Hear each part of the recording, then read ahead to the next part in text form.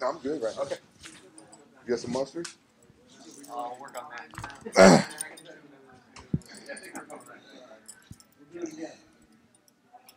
How y'all doing today? What's going on, man? What's up, man? Good to see you, man. Likewise. Is your twin brother right there? No, I don't. Different ethnicity. Oh, for real? Yeah, I think so. You're not Mexican, are you? All right, there we go. Are you Mexican? Yeah. How long you been Mexican? I don't know, 35 years. Damn, that's a long time. You been Mexican? Who taught you how to be Mexican? My dad. Oh, that's good. Told me only speak Spanish in the house. For real? Yeah. Oh, ¿tú hablas español, no? Here we go. Habla español, pendejo. Habla puro español, pendejo. Damn, he's like that? Call you dumb like that? Yeah. He's a tough guy. Tough guy? Tough hombre. Damn.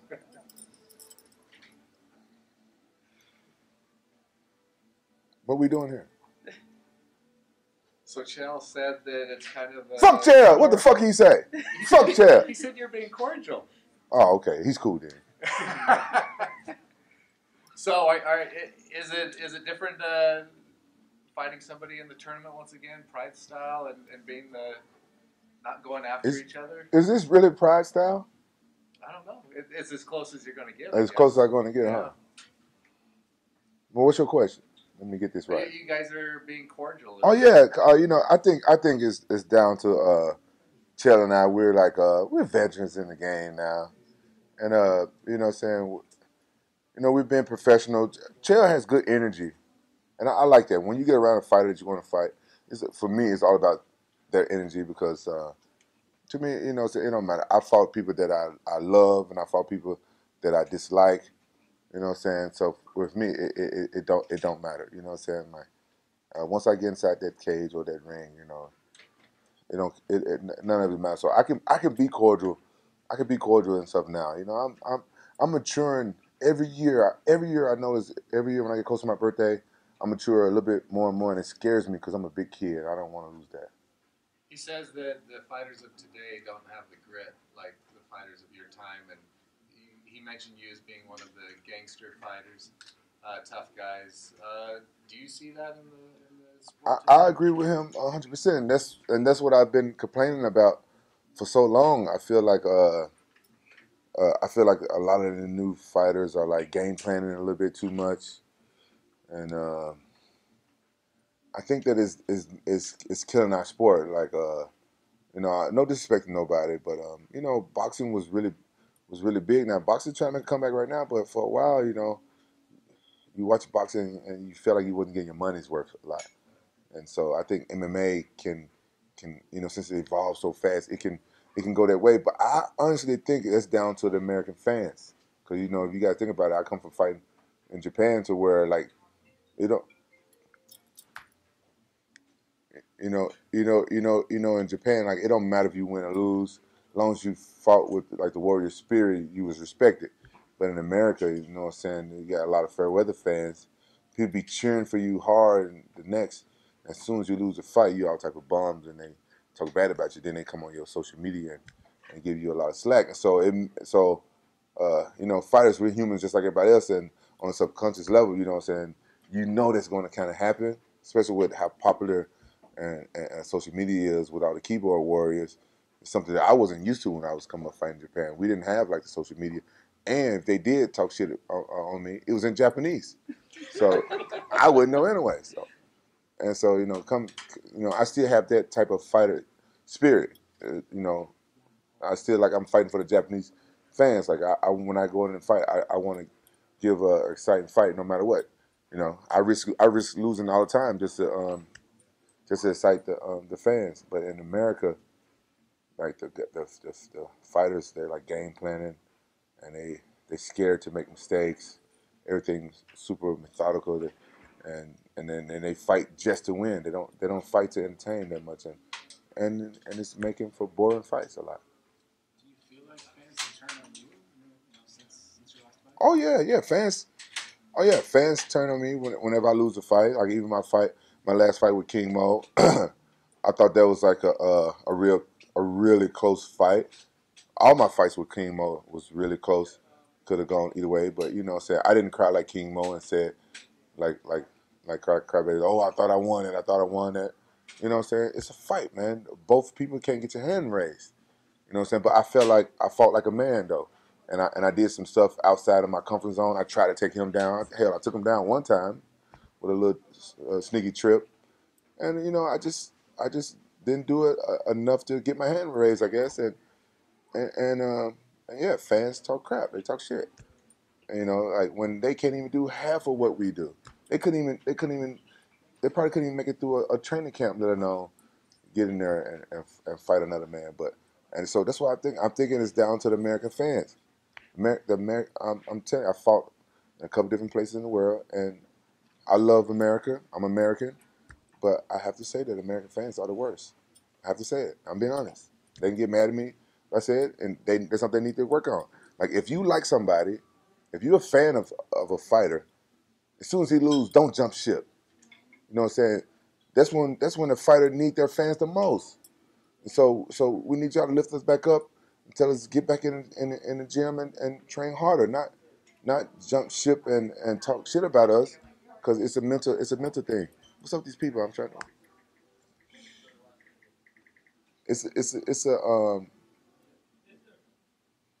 It's a mental fight as well. You know what I'm saying? We need our fans to be with us even when we lose.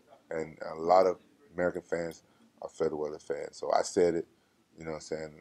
And fans can talk shit about me all they want. I'm just keeping it real.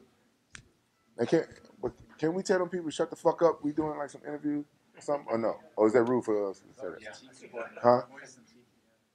Tiki. That's your boy talking.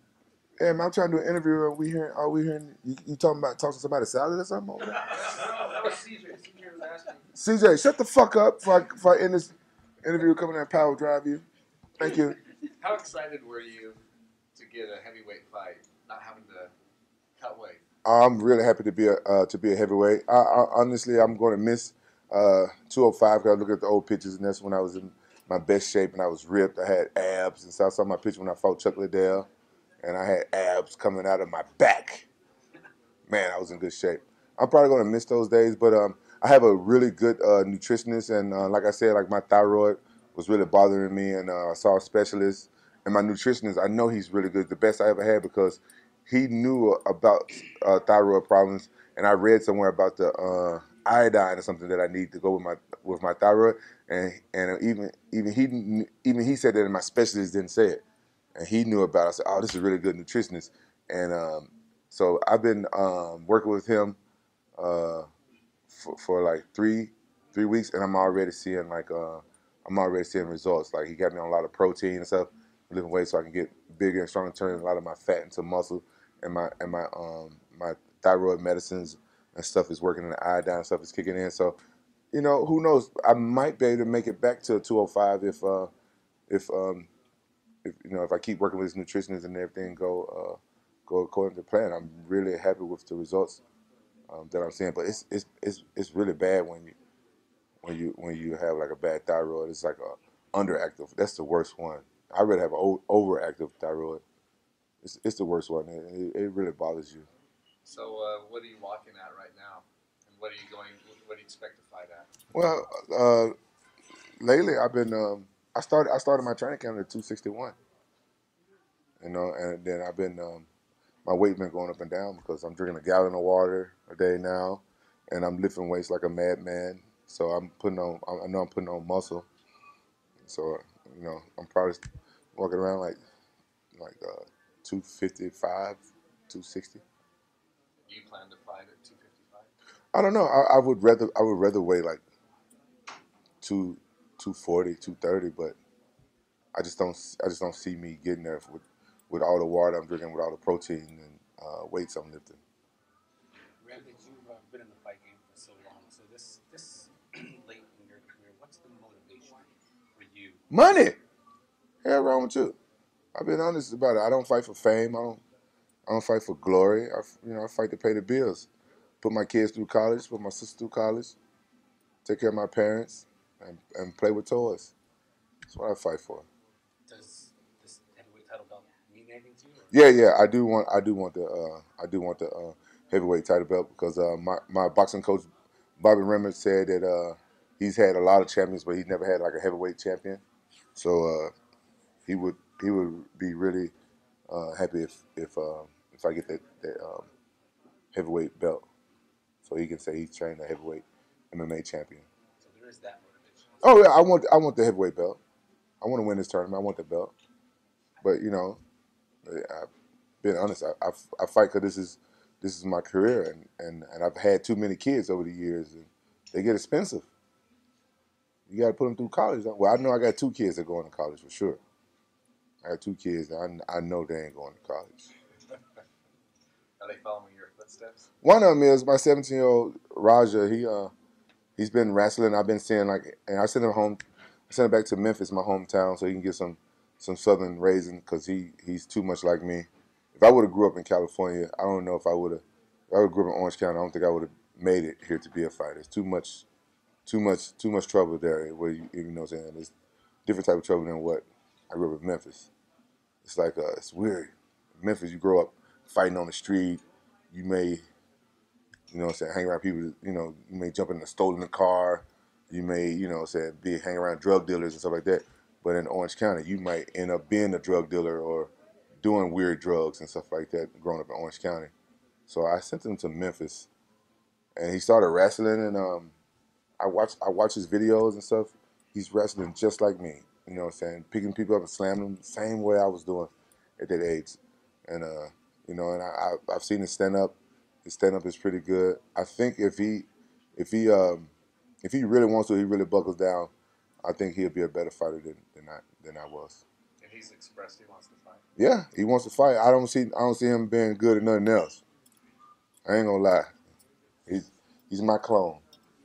I don't think he'll be good at anything else. This is your son, who? Raja, my 17-year-old. He's 17-year-old right now. Senior or junior high school? I don't know what he is. He failed a couple times, just like I did. I sent him to Memphis. You know what I'm saying? He's a junior though. I'm just messing with you. Last question, guys. Quinton, Chael said that you guys had some issues going back years ago.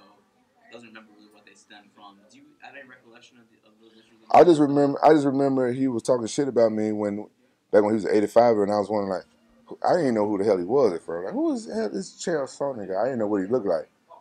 And my old manager and stuff like that, they had to show me, and somebody was telling me that he was talking shit. I'm like, why are you talking shit about me? He ain't even in my weight class.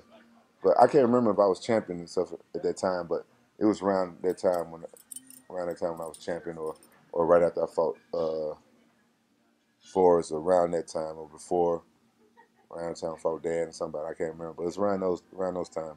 But no hard feelings with him now. No, you know, his old manager, because I said something publicly. I told Chael like keep his name out of my mouth before I slapped the shit out of him. Because I didn't know that. I talk shit about my opponents, but if it ain't in my weight class, I ain't got nothing to say about you.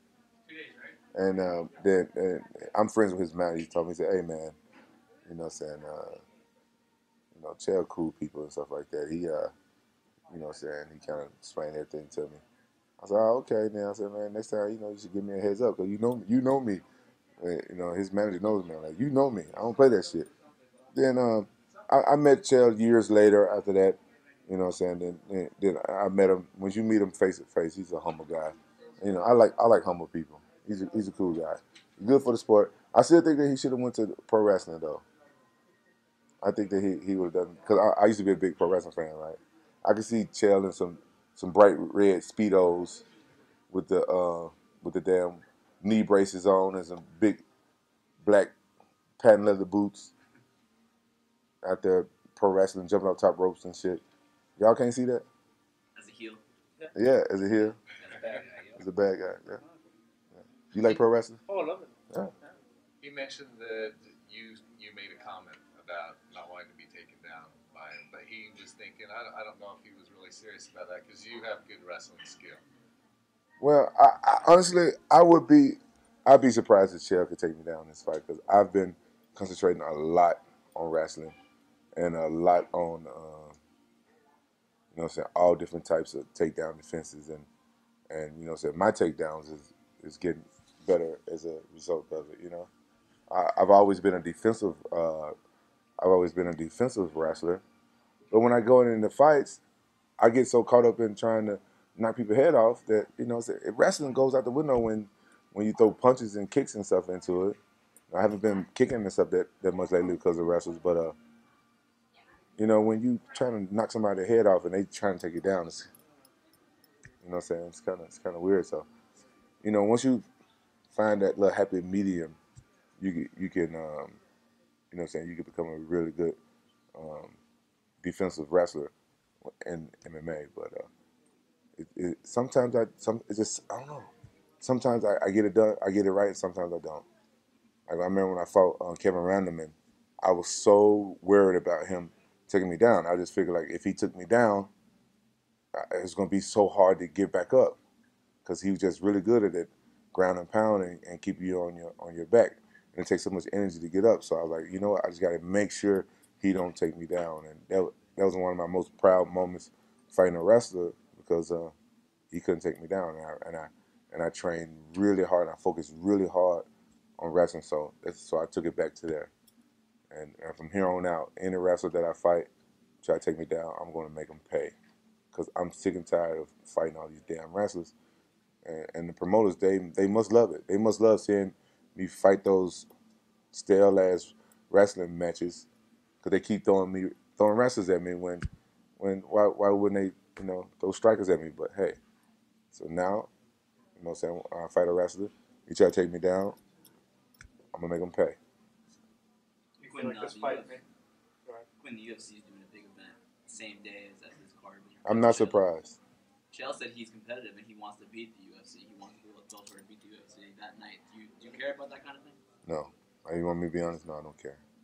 I'm focusing on winning this tournament.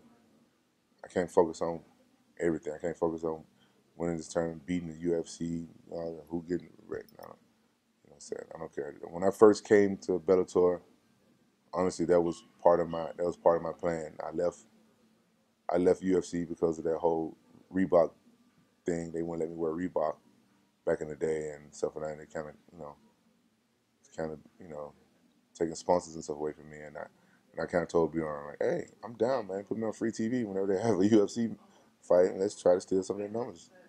No, I was in that mind frame back then, but I kind of got the short end of the stick of all that stuff because Bjorn, we all know what type of person he is.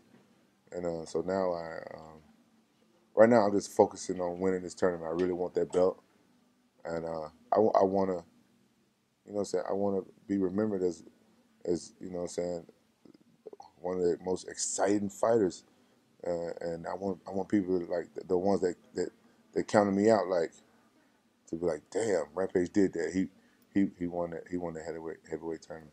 So I can't focus on what UFC got going on. I don't give a fuck. All right, guys. Now we're gonna have a face-off. Wraps this up.